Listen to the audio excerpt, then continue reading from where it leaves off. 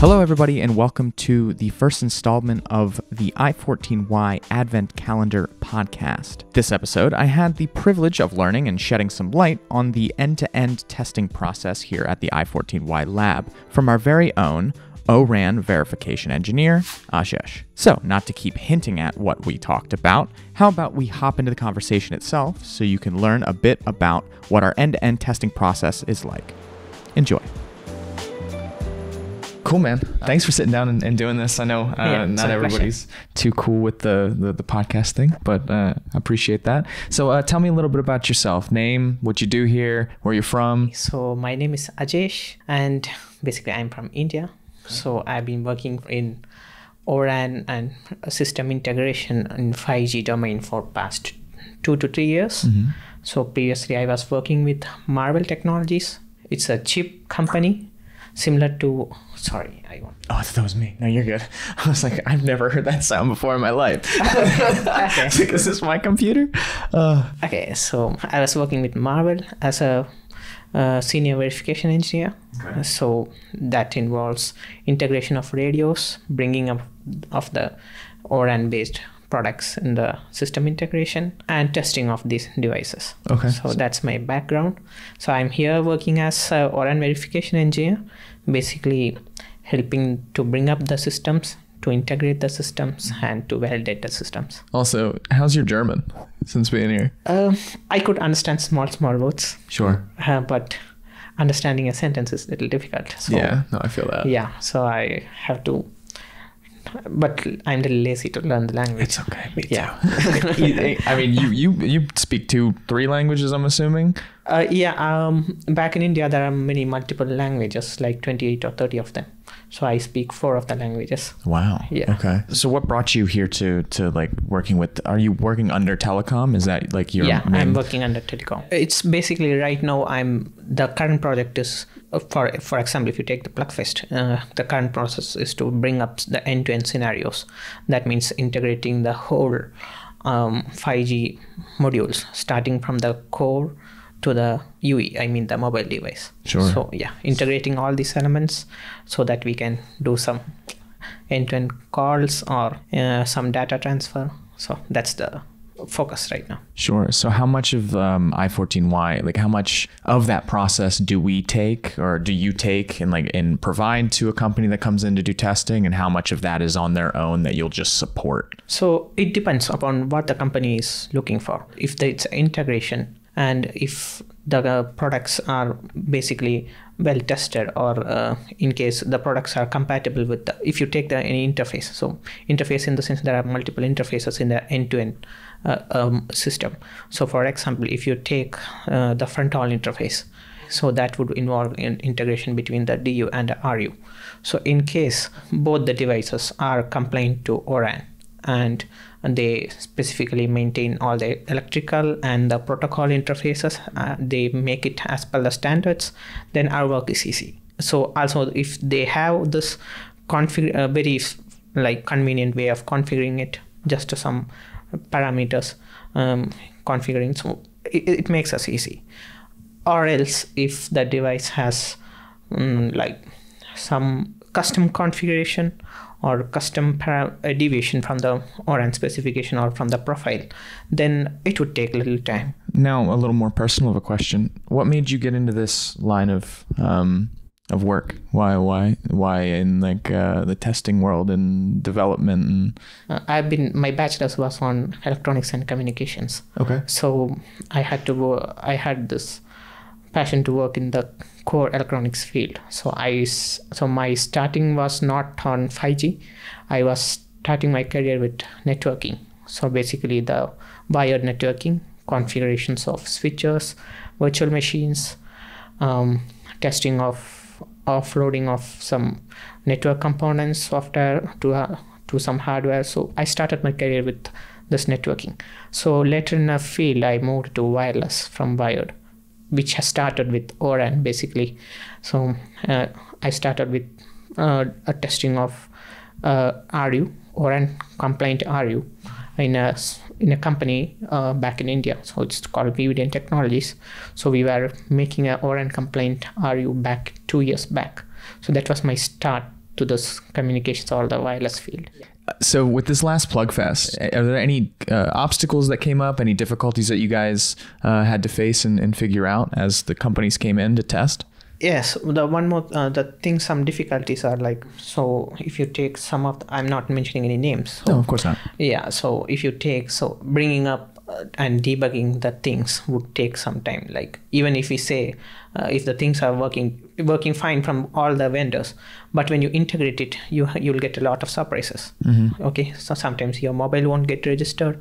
Sometimes your RF power or the RF signal won't reach the other end. So you have to find and debug what exactly went wrong. So that would take some pretty time, because we have to take the logs, we have to analyze what went wrong, and this has to be so it could be, since there are multiple vendors involved, the issue may be from any one of the vendors' equipment. Okay, but targeting it to from where exactly the issue is coming from would take some time. So do you guys write all of the testing here, or are you just supporting their process? Yeah, so we'll integrate it. We will provide as much as possible of debug hints for them. Like say something is not working. Okay, we would try to replicate or replace some other components, or do the same thing with other components. If that's working, then maybe we will try to target which exactly is making an issue. Or example, for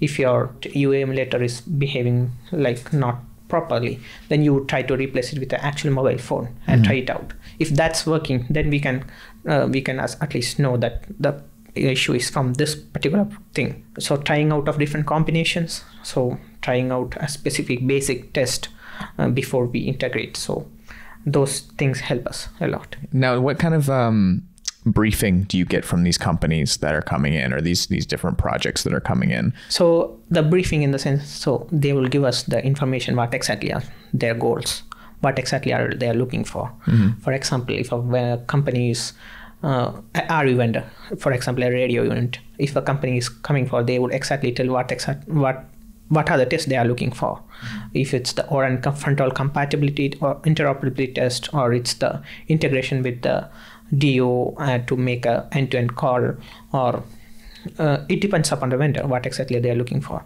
If their target is to do some conformance testing, then it's pretty quicker, because we already have those elements to do it. If their target is to perform some end-to-end cases, then we have to involve other vendors, and we get to arrange the other components and make it as soon as possible, do the test. Yeah. And at what point do you think it is important for companies to come in and do this testing? Is it like as soon as possible, as soon as you feel that you're ready to start testing, you should? Or is there an ideal point in a company's life that would probably be the best to do so? They might have developed a device, either the ORAN component or any component, the 5G end-to-end thing, right? So if the company has developed it and did some basic testing, say the device is turning on, the device is moving the packets from one point to other, and that's the point where now next point is like you have to check whether this device is compatible with the other devices. Then there comes a moment where we have to do some conformance testing. So that requires many resources. For example, I can say if the company is developing an RU, then they might have to do the conformance testing of the S plane, M plane, CU plane, everything. So that would require them huge resources. For example, for S plane testing, there are the resources, all the test equipments is costly when you go for higher standards.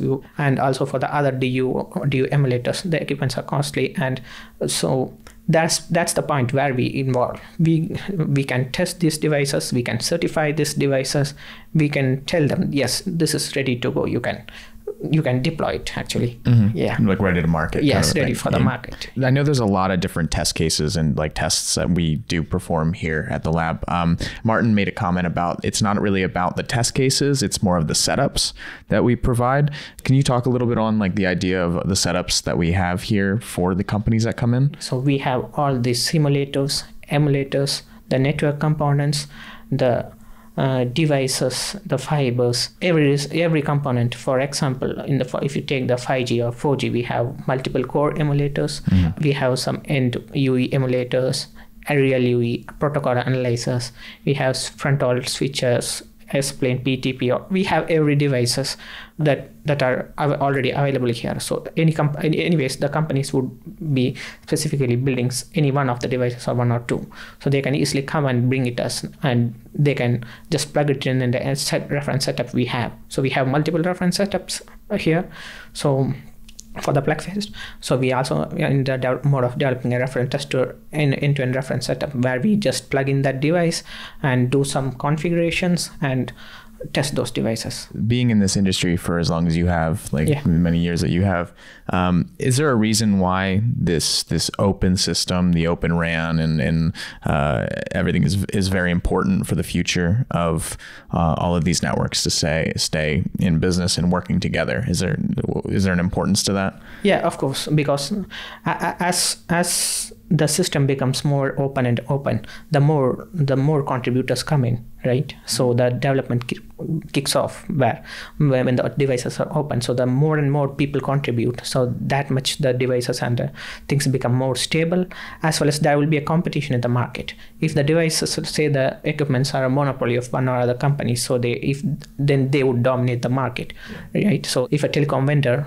is looking for a solution, then the price as well as the capex and the opex, it decides what the vendor is going to tell the telecom operator. Mm-hmm. But in case when all these devices are open, more and more small vendors comes to the market. So there becomes a competition, where this competition makes these devices really cheap in the sense as well as with quality.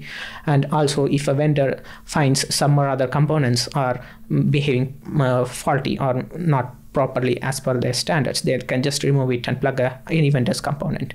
That's because every interfaces and everything is open. So because of which it really reduces the capital expenditure of the telecom guys, and also the quality, or the more vendors try to contribute to the solution. So that will become the system much more stable as well as secure. That's very interesting. Just the idea of because right now there's the idea of competition between all of the major providers and vendors and everything. Yes. But for them to come together as a group will then create its own competition within it, because people are fighting to provide their own piece of the pie. Yeah. It's very interesting. I like that. Wow. Yeah. Well, sir, thank you so much for sitting down with me. I really appreciate it. I hope it wasn't too much of a pain on your day. No. Thanks again, man. I really appreciate it. Thank you very much.